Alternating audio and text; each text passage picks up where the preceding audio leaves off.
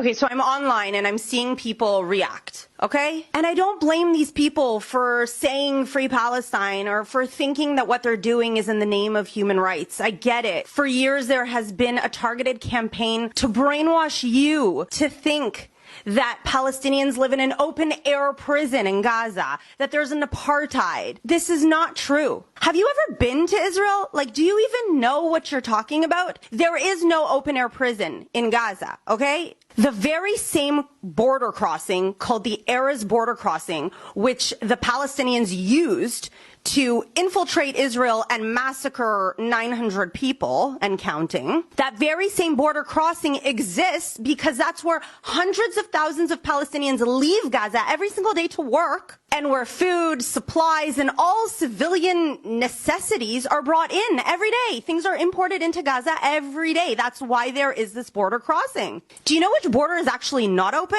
It's the Egyptian border. Have you ever asked yourself, why does Egypt not allow the Palestinians to come in and out? Like, why?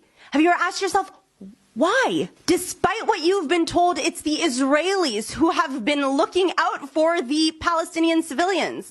It's the Israelis who have been supplying water, electricity, gas. Did you know that up until 2005, there were Israeli settlements, cities and towns inside Gaza? And in 2005, the Israelis unilaterally, meaning without a peace agreement, left Gaza, disengaged. Why, do you ask? Why would Israel do this? Israel did this because they wanted to show a gesture for peace, to allow the Palestinians to govern themselves and thrive. And you know what happened in return? The Hamas government, instead of taking money that came through agreements from Qatar, from Iran, and from, yes, you, people donating to Palestinian causes in Europe and North America, they took that money and they funded weapons. They didn't fund infrastructure, schools. No. You know what? They built schools so that they could put their weapons in them. They built mosques so they could use them to shoot rockets from those mosques. So since 2005, Gaza has not been occupied by Israel. So anyone who makes that claim is lying. And instead of receiving peace, we received so much terrorism, rockets and paragliders and massacres and rape and kidnapping.